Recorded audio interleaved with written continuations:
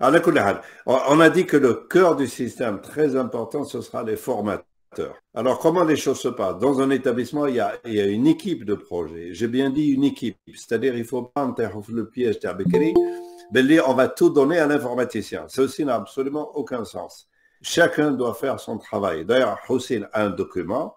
Hussein Aktimafia, un document dans lequel on va nommer exactement qui fait quoi. Le chef de projet, c'est le chef de projet, c'est-à-dire un chef qui pilote une équipe. Le khidmat der par les concernés. Ce n'est pas l'informaticien de venir faire de la saisie. C'est absolument hors question, parce que sinon on va tomber dans le piège d'Abekri. L'informaticien fait tout, et finalement on tombe dans un piège. D'ailleurs, sur le site, on a remis un document qui explique le rôle de chacun. Ou chez dire le comptable, ou chez dire le gestionnaire, ou chez dire l'informaticien. S'il y a des questions, vous nous les posez. Donc, dans l'établissement, il y a une équipe, je ne l'ai pas marqué, mais tarté l'établissement, l'équipe. Cette équipe est dirigée par un chef, un coordonnateur. Ce coordonnateur est en relation avec le formateur et le formateur en cas de problème d'ordre technique. C'est-à-dire, il faut éviter de tout de suite commencer à téléphoner à Hussein, etc. Parce que si on fait ceci, d'abord Hussein et son équipe vont avoir déborder. Et deuxièmement, le formateur est hors circuit. Cette fois-ci, on veut que le formateur soit efficace. Il soit effectif, c'est-à-dire à la belle au coup de chien. Donc, chaque formateur sera au courant de tout ce qui se passe à l'établissement, de sorte à ce que le travail, il est partagé. Parce qu'il faut bien comprendre, là, c'est le début du processus. On va parler de 250, je pense, sites neuro, mais le ministre a avancé le chiffre de 700. Alors, pour piloter 700 établissements, c'est une grosse affaire. Et c'est ça que les formateurs maintenant on parle de formateurs, mais probablement, et ça va se préciser, ce sera des analystes de systèmes d'information. On va décrire le profil dans quelques temps. Bon, l'organisation, ça c'est un peu, si vous voulez, le schéma fonctionnel. La pharmacie, elle est importante. Pourquoi? Parce que tout ceci doit aboutir à des coûts. Le coût, c'est tout ce que consomme le patient. Le patient consomme matériellement du médicament et des consommables. Donc, forcément, il faut mettre en place la gestion de la pharmacie. Je veux dire, la pharmacie, si elle achète, elle gère les stocks et elle prend en charge des consommations. Donc, les 3 modules de la pharmacie. Les services, pareil, tous les magasins, je vais donner tout à l'heure les référentiels, tous les magasins kiff, ils doivent acheter, gérer des stocks et consommer. Ok, alors moi, je vais vers la diapo du premier schéma fonctionnel. Très bien, voilà. Ok, d'accord. Alors, ce que j'étais en train de dire, Belli, quels sont les services concernés? Il faut bien comprendre, Belli, le système doit produire les coûts complets. L'un des objectifs du ministère du Travail, notamment, c'est les coûts complets. Shhal, Yisqam, tel acte, Shhal, Yisqam, le patient. Pour avoir les coûts complets, plusieurs modules doivent être opérationnels, pratiquement tous les modules.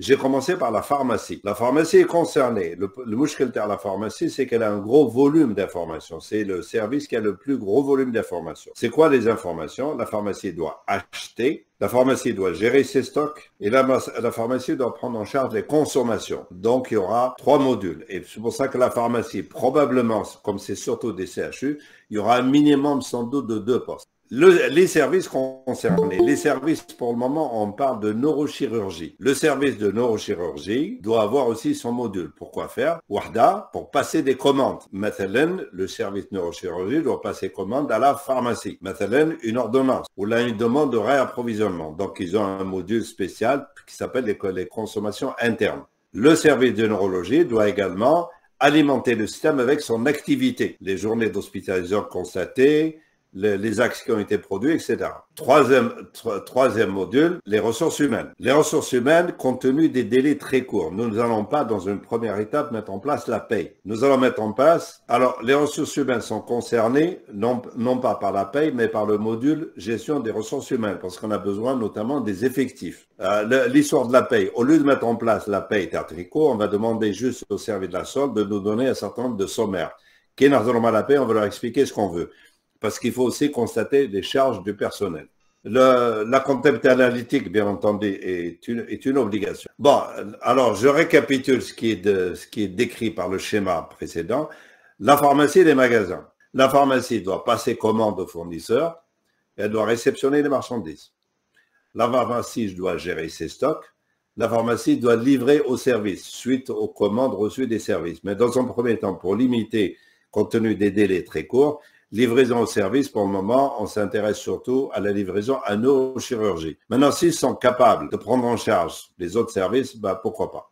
Le service des GRH, ils ont le module de ressources humaines, notamment pour avoir les effectifs. Et deuxièmement, quand on ne met pas en place la paye, Tartrico, on va juste demander qu'ils nous donnent le sommaire des charges de la paye. Pour se mettre en place la paye de Tricot, les moyens généraux. Et ça, c'est nouveau. Le suivi des immobilisations. Les immobilisations actuellement dans les hôpitaux ne sont pas prises en charge du tout. Et comme les IMO, c'est quelque chose d'immense, il y a juste CHU utilisé, que je crois qu'ils les utilisent actuellement.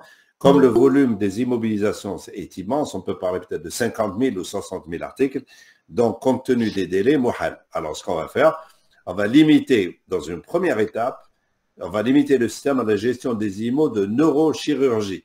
Qu'est-ce qu'ils ont comme matériel, qu'est-ce qu'ils ont comme mobilier, etc., etc. Le service neuro, je me répète, c'est la gestion des stocks internes, parce qu'il y a un stock au niveau de chaque service. Donc, la gestion du stock interne, les consommations internes, lorsqu'un patient consomme, il consomme au niveau du service. Et la transmission au comptable des indicateurs mensuels, parce qu'à la fin du mois, le comptable doit produire des résultats, les coûts justement des actes et les coûts des journées d'hospitalisation.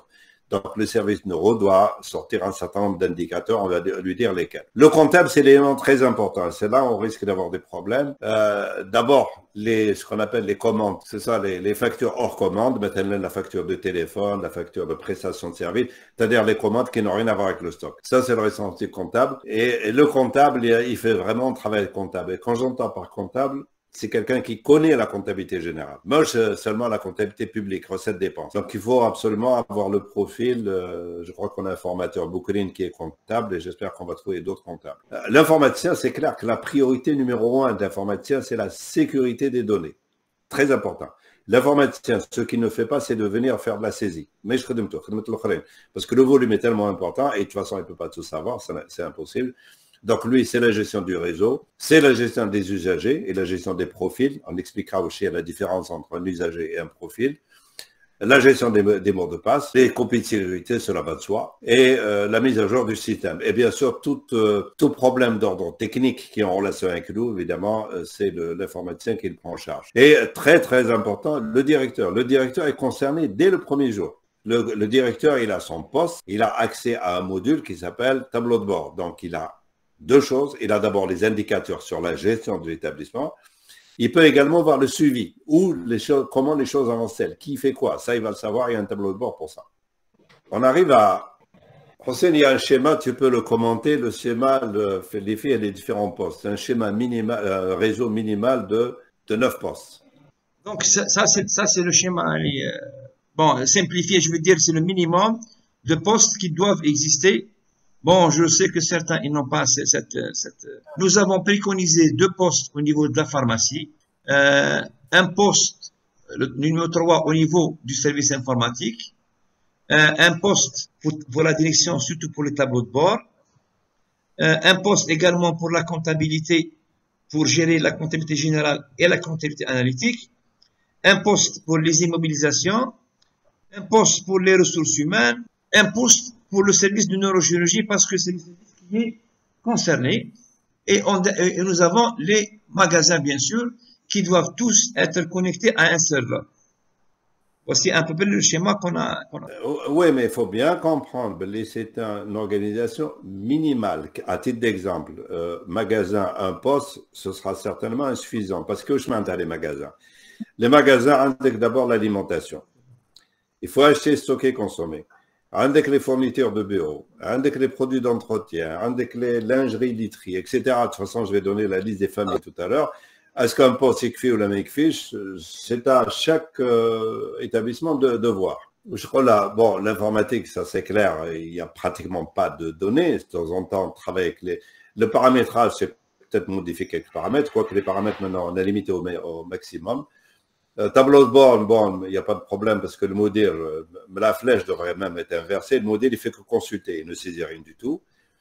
Là où il y aura du travail, non pas en termes de volume, mais en termes de compréhension du système, c'est la comptabilité. Là, c'est un bon comptable. Ça, c'est vraiment important. On a toujours eu ce problème. Bon, les IMO, en principe, mais je parce qu'encore une fois, je me répète, on se limite aux IMO de neurochirurgie. Mais ceci n'interdit pas, les graduellement, on va introduire les autres services. GRH Pay, donc le gros des problèmes, c'est la pharmacie et les magasins. Là, peut-être que le nombre de postes est insuffisant. Ça devrait suffire. Maintenant, il y a deux options. Première option, c'est ce qu'on appelle le centre de calcul. C'est-à-dire que le réseau sera dans une salle, dans une seule salle. À l'èche, dans une seule salle. Pour des raisons, non pas des raisons techniques, mais des raisons pédagogiques. C'est-à-dire que tout le monde se retrouve dans une même salle. S'il y a un problème, la personne qui explique en fait profiter tout le monde. Alors que si le réseau est dispersé à travers l'établissement, s'il y a un problème, le responsable qui doit donner la réponse va courir à gauche et à droite. Donc, dans un premier temps, c'est dans une salle unique, ce qui n'interdit pas, les bishouya, on va délocaliser, c'est-à-dire on va installer les postes là où ils doivent être, c'est-à-dire dans les services. Maintenant, ceux qui ont déjà tricot, c'est déjà réglé. Peut-être qu'on fait une pause ici, attendre des questions. Monsieur Belbahri, par rapport au module achat, pourquoi vous n'avez pas prévu des postes par rapport aux commandes externes et aux réceptions? Non, ce n'est pas prévu. J'ai dit c'est une configuration minimale. Minimale. C'est-à-dire, mettez plus de postes si c'est nécessaire. C'est à vous de voir. Non, c'est pas par rapport à... Non, on parlait que ça allait être juste limité au service neurochirurgie. Juste, M. Belbahri, que par rapport au module achat, ça ne va pas se limiter à la neurochir. Donc, le module achat, il doit reprendre le travail le plus normalement du monde. Que ça soit par rapport à la oui, tout à fait. Voilà, c'est par rapport vous avez tout à fait raison. On n'achète pas pour un service, on achète pour l'ensemble. Ça, c'est clair. Module achat, c'est... D'ailleurs, c'est pour ça, d'ailleurs, pharmacie, peut-être qu'il faudrait plus de postes. Combien de postes vous avez, vous, justement? Non, pour la pharmacie. On a presque une dizaine de postes quand même, au niveau de la pharmacie. Ah, vous voyez. Même chose pour les magasins. Oui, c'est là où le problème. Pharmacie et magasin, là, il y aura plus de postes, certainement.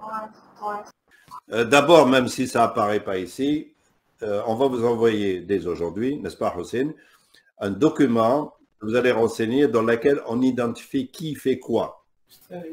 Maintenant, je prends un exemple. Le cas, la pharmacie. La pharmacie a une fonction qui s'appelle achat, acheter. Qui saisit les opérations d'achat? Maintenant, qui va saisir les marchés et les commandes?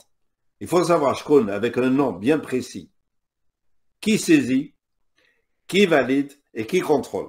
Il faut dès à présent responsabiliser les gens. Mais ce qui est écrit, on ne sait même pas qui fait quoi. Donc, il y a un document qui va vous être transmis au formateur et au chef de projet dans lequel vous allez renseigner. Oui. Tu l'as? Oui. D'accord. Maintenant, par rapport à celui qui saisit, celui qui valide, et il ne faut pas tomber dans le piège de Bekri. Hadik, le saisit valide. Il saisit et valide en même temps. Qui veut dire l'expression de Moussa? La Moussa ou Moussa. Exactement. Hadik a évité parce que ça a été une sorte de problème. Saisit valide, on va dire que... Parce qu'il ne faut pas oublier dans Tricot, quand vous validez une information, on ne peut plus la modifier. Alors, qu'est-ce qui se passe? Saisie valide, on va dire galat. Ok, c'est pas fait comme ça. Tricot, il est strict, c'est-à-dire on ne plaisante pas. On saisit, la personne qui saisit ne valide pas, c'est quelqu'un d'autre qui va vérifier, on va le valider. Donc ça, il faut respecter ce principe. Et normalement, pour être sûr, on est dans le bon chemin, il faut faire un bilan quotidien. Chaque acteur au chef de projet, chaque acteur, Koulium, il dit comme un rapport. Est-ce qu'il y a eu des problèmes? S'il y a des problèmes, lesquels? Est-ce que ça va bien? Ça va bien. Oui, non, ça, etc. Donc, chaque jour, un paragraphe, l'arabiya, b'shawiya, l'anglisia, n'importe quoi, un petit rapport écrit. Transmission quotidienne de rapport de synthèse au formateur. Le formateur, c'est le vis-à-vis direct du chef de projet. Le chef de projet, il a un mal formateur. Quotidiennement, ça va prendre 10 minutes, 4 etc. Ce que disent les gens, etc. Il faut qu'on soit à l'écoute des gens pour essayer de réagir. Bon, ça, s'il y a un problème d'ordre technique, il y a un plantage quelque part, il y a une anomalie constatée, ça, il faut le savoir tout de suite. Parce que souvent, ça va avoir des problèmes, les gens n'ont pas posé le problème, on a laissé traîner les choses pendant des semaines, on a le petit problème qui est devenu très grand et c'est devenu insoluble. Donc, le problème technique, quand il surgit, il faut le signaler tout de suite. Signaler par qui? Par la personne qui a constaté le problème. Signaler au formateur, le formateur a téléphone Kane, WhatsApp Kane, H24, il n'y a pas de problème, on peut nous contacter. Parce que chaque semaine, il faut absolument que le directeur soit impliqué. Chaque semaine, le chef de projet ou peut-être d'autres personnes, c'est vos devoirs, لازم يشوف المدير. يعطيه le bilan hebdomadaire. Il faut que le directeur soit, ou la directrice, il faut qu'il soit au courant. Oui, nous sommes là. Absolument. Il ne faut pas que le directeur, non, c'est le travail de l'informaticien. Non, c'est le travail d'abord du directeur. Monsieur Bahli, pardon, Monsieur Bahli, Monsieur Bahli, je vais... Bon, il y a Monsieur Mouhou va nous régler ce problème avec les directeurs. Il faut qu'ils s'impliquent parce que c'est le plus grand problème. Hein. Ah oui, ça c'est clair. D'ailleurs, sur le site, j'ai remis un document dans lequel est bien précisé le rôle du directeur. Il est fondamental, le directeur. Parce qu'encore une fois, les gens n'ont peut-être pas compris l'importance d'un système intégré. Système intégré, ça veut dire que ça irrigue un peu tout le système. C'est comme le système nerveux ou le système sanguin. Si le directeur ne s'implique pas et s'il considère, encore une fois, malheureusement, c'est un projet informatique, c'est une erreur. Ce n'est pas un projet informatique. C'est une vision de la gestion qui utilise l'informatique. L'informatique est considérée comme un outil. Ce n'est pas une fin en soi. On n'est pas en train de faire l'informatique, on est en train d'utiliser l'informatique. Donc, le MODIR, c'est pour ça que dès le début de le réseau, on a mis un poste obligatoire, un poste au niveau du bureau du directeur. L'ASM, le directeur, mais il faut qu'il puisse aller dans le système et il n'y a qu'une seule option, c'est un tableau de bord. Il aura un tableau de bord, c'est tout. C'est très facile. Donc, au niveau des formateurs, ils sont d'abord toujours impliqués dans le cours parce qu'ils sont en relation avec les chefs de projet d'AMN. De toute façon, pas la semaine prochaine, dans 2 semaines, les formateurs, on va les problèmes techniques. Dès qu'il y a un problème technique, on m'a dit qu'on voulait communiquer avec nous tout de suite. Si c'est à des heures indues, à la baliche, WhatsApp, enfin tous les outils possibles. La technologie existe maintenant. Et le bilan hebdomadaire, chaque semaine, appartient à le bilan hebdomadaire. Et on a juste. Et de toute façon, n'importe quand vous pensez qu'il est nécessaire de communiquer avec nous, vous nous appelez, s'il faut organiser une vidéoconférence ou un téléphone, etc. Donc, c'est l'urgence des urgences. Prochaine, je change de diapo. Non, M. Bahli, parce que il faut également noter que la DSI sera informée de chaque pas, de chaque, même les bilans. Non, c'est clair, Belli, c'est presque devenu donc une tradition, une habitude. C'est que j'ai bien compris, pratiquement chaque semaine, il y a une réunion avec la DSI, avec le responsable, je pense, c'est un ministère du Travail. Chaque semaine, bon, je ne l'ai pas mis ici, mais là, on va chaque semaine, et de toute façon, c'est notre habitude, on fait un rapport, un bilan écrit de l'état d'avancement du projet. Okay. Bon, ça c'était pour la semaine dernière, malheureusement, on a accumulé de retard. D'abord, pour chaque établissement et pour chaque formateur, on a créé un entrepôt de données. Les codes d'accès à Hossein, est-ce qu'ils ont été transmis? Non, mais non, pas transmis, les 8, parce qu'au départ, il y avait 8. Donc les 8, on les a créés. Ce soir, ils vont avoir leur code d'accès. Donc, parce que pour accéder, pour communiquer avec nous, vous utilisez l'entrepôt des données. Chaque établissement a un code. Donc, Hossein combien? Les 8 premiers, c'est fait. Les codes pour pouvoir accéder à l'entrepôt des données. Parce que quand il y a un échange d'informations, c'est pas l'entrepôt des données parce qu'il est sécurisé. On va vous transmettre le module d'installation. Ça a été fait pour certains, je pense. On va vous transmettre les derniers exécutables et on va vous transmettre une base de données de référence. Bonjour, bonjour, ce n'est pas une question. Ce n'est pas une question. Peut-être nous, on avait une certaine expérience pour gérer quelques informations en réel time. Ce que je propose, M. Belbahri, c'est de créer un groupe WhatsApp qui comprend les différents responsables sur les parties prenantes du projet. C'est intéressant de les mettre sur un groupe WhatsApp afin de communiquer beaucoup plus s'il y a un événement, s'il y a un état d'avancement ou s'il y a quoi que ce soit à faire. Voilà, ce que je propose, c'est ça. Je pense que ça va être une meilleure communication. C'est-à-dire, aujourd'hui, on est en train de parler sur l'avancement du projet. Et des responsables, je pense qu'ils ne sont pas au courant de ce qu'on est en train de faire. Et c'est tout à fait normal parce que là, ce n'est pas forcément qu'ils vont entrer avec nous dans les détails. Mais certaines informations sur l'avancement, c'est bien, par exemple, que vous les communiquiez sur ce groupe WhatsApp. Non, non, c'est une excellente idée. On va la mettre en pratique. Il faudrait, Hossein, cependant, avoir le numéro WhatsApp de chaque personne concernée. Madame Akan, il n'y a pas de problème. Okay. C'est une bonne idée. Oui. Donc, l'installation physique, oui. Monsieur Rassoul, vous voulez... Oui, je t'écoute. Qu'est-ce que vous voulez dire par on parle là des responsables, bien sûr, des trois ministères? Je pense, moi, j'opterais beaucoup plus pour les responsables. Je sais pas, le DRH, je sais pas, les parties prenantes. Vous voyez, quand on se rencontre avec le ministre, avec les différentes parties prenantes. Oui, je me souviens, oui. Je sais pas, Monsieur Lehel, vous, Monsieur Belbahri, oui. Par exemple, ceux qui sont dans le groupe avec le ministre, avec celui, je pense, moi, j'opterais beaucoup plus pour ces collaborateurs qui sont présents lors de la dernière séance de travail dont a été avec nous Monsieur Belbahri. Il n'y a pas de souci.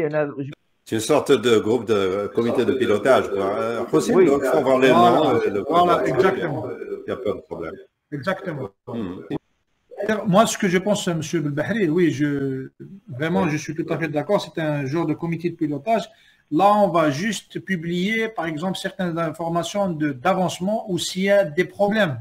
Mais pas tout, mais pas, par exemple, publier un état d'avancement, des documents, etc. Non. Oui. C'est juste un flash info. Voilà, un flash info sur ce. Oui. Bon.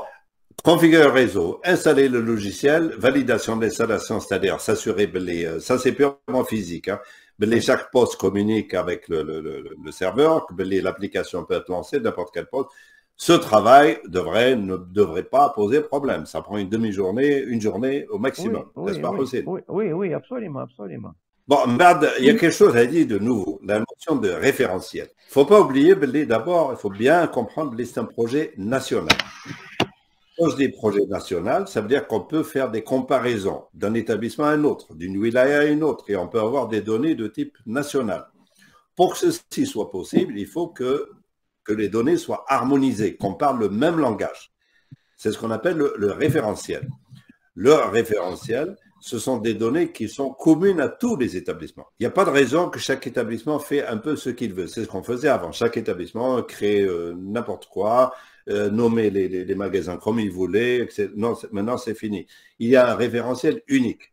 Et d'ailleurs, c'est là où le ministère de la Santé va intervenir. Nous allons lui fournir les outils, pas tout de suite, mais certainement d'ici septembre, pour que le référentiel soit géré au niveau du ministère. Je prends un exemple. Supposons qu'il y a un acte JDIT qui n'existait pas. Et tel établissement, je ne sais pas, Blida, il dit que là, j'ai un nouvel acte. Tel service me dit un nouvel acte, avec un certain nombre de paramètres. Est-ce que c'est Blida qui a créé l'acte à son niveau? Ce ne sera pas le cas. C'est plus comme ça que ça va fonctionner. Blida va communiquer avec le ministère. C'est le ministère qui va mettre à jour le référentiel et transmettre à tous les établissements, de sorte à ce que tout le monde utilise le même langage. Est-ce que c'est vrai pour les services? Je ne sais pas, si je dis service neurologie porte le numéro 35, ben partout à travers le pays, c'est le numéro 35, kiff. De sorte à ce qu'au niveau national, si on veut avoir, je ne sais pas, la production en termes d'actes par le service 35, kiff, la même chose. Contrairement à ce qu'on faisait avant. Avant, c'était un peu la liberté parce que le souci de consolidation et d'harmonisation n'existait pas. Donc, c'est important. Et d'ailleurs, c'est ce qu'on fait depuis une semaine. Nous sommes en train de travailler sur le référentiel. Donc, il y a les services, il y a les familles. Je ne sais pas, maintenant, le stock, si je parle de médicaments, c'est la famille 11. Partout, c'est la famille 11. Il n'y a pas de couloir des dérochages. Quand je parle des IMO, comment on classe les IMO? Je ne sais pas, matériel informatique, s'il porte le numéro 42, bah, c'est 42 partout, etc. Même les laboratoires, kiff. Si on veut, mais à un moment donné, je ne sais pas, connaître la production par laboratoire ou ce que tel laboratoire fournit aux hôpitaux algériens, on va le savoir. Très facile, parce que c'est harmonisé. Même les fournisseurs. Bon, là, je ne rentre pas dans le détail, mais les fournisseurs, c'est un cas particulier, parce que le même fournisseur peut faire des offres à des établissements différents. Bon, on verra les problèmes que ça peut poser, mais là, il faut aussi le prendre en charge, etc. J'avance. Voilà, c'est ce que j'ai dit. Pourquoi un référentiel? Validation du référentiel. Dans des soucis d'uniformisation, dans des soucis de consolidation, parce que si on veut consolider, il faut qu'on parle le même langage, dans un souci d'analyse des résultats, analyse par secteur, analyse au niveau national. Qui fait l'analyse? Ça dépend, c'est le ministère de la Santé, bien entendu. Mais même le ministère du Travail, c'est avoir des informations sectorielles, ils veulent savoir. C'est géré sans doute par le ministère de la Santé avec des droits d'accès. Peut-être même pour la dimension comptable, le ministère des Finances peut être concerné par certaines données, etc. J'avance un peu. Hossein, tu peux prendre, on va commencer maintenant, prends le canevas, titre d'exemple des services. Alors les services, il y a deux types de services. Tiens, prends les services administratifs maintenant. Bon, alors Madame Adjaout reconnaît, je crois que j'ai pris comme base Zmelli. Oui. Bon, alors, chaque établissement a des services. Par exemple, la direction doit s'appeler direct. Partout, elle s'appelle direct. Sauf, donc, chaque établissement, il y a des services. Ah, la colonne service, tu vois. Direct, c'est pour la direction. Sous-direction d'administration et des moyens.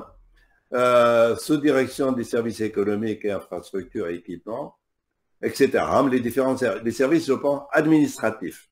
Donc là, le fichier que vous allez recevoir, j'ai dit, vous l'aurez avant dimanche. S'il y a un service nouveau, vous pouvez le rajouter. C'est-à-dire le fichier que vous allez recevoir des fichiers Excel. Vous rajoutez les services. Vous les mettez peut-être en rouge, mais c'est nouveau. Vous suivez. Dans un service, il y a des unités. Je prends maintenant la direction, il y a le bureau du directeur, il y a le secrétariat, il y a un bureau de communication et un bureau d'ordre général. S'il y a un cinquième service, vous le rajoutez, 05 et vous mettez le nom, mais vous le mettez en rouge, de sorte à ce que tout le monde est d'accord. Donc, il peut manquer des services, ou là, il peut manquer des unités. Monsieur Bahri, c'est ça? Oui, j'écoute. par exemple, la question posée, c'est l'organigramme, par exemple, là, au niveau du PH ou le CH, c'est pas le même. Par exemple, calcul de coût, au PH, تبع DSS. C'est pas, par exemple, tu as un bureau, tu as plusieurs. Mais alors, vous avez une direction spéciale qui s'appelle DSS. OK. Vous rajoutez le service DSS, quelque part ici, à la fin, et vous mettez 01, unité, calcul des coûts. Mais sauf que, il va être activé chez vous, il ne sera pas activé chez d'autres. Ceux qui ne l'ont pas, on va le désactiver. Je ne sais pas la femme télé. Autrement dit, on aura l'ensemble de tous les services et de toutes les unités possibles et imaginables partout. Ceux qui n'ont pas un service ou ceux qui n'ont pas une unité, ils vont la désactiver. C'est pour ça que j'ai rajouté une colonne ici, opérationnelle. Et c'est expliqué ici. Oui. D'accord. Oui. Donc, si le service n'existe pas, vous mettez un code 1, j'ai mis 1 comme ça arbitrairement, dire bon, il existe ailleurs, mais pas chez nous, à Damakan. D'accord? Oui. Déjà, c'est bon? Ok. Bon, si je prends les services médicaux, même principe pour les services médicaux, là, non, je ne sais pas. Alors, pour faciliter, Bekri, on mettait des codes SVM, c'était pas pratique. Maintenant, on met le nom complet. Chirurgie générale, c'est chirurgien. Alors, même concept ici. Là, j'ai mis chirurgie générale, chirurgie orthopédie, etc. J'ai pris comme base, je crois que c'est Zmerli ou Tizi, je ne me rappelle plus. Donc là aussi, kiff. Alors, certains services. Et maintenant, j'ai pris neurochirurgie. Qu'est-ce que j'ai mis ici? J'ai mis NCH. Je me un CH, c'est le magasin. J'ai mis seulement neurochirurgie parce que c'est le seul pour le moment qui va démarrer.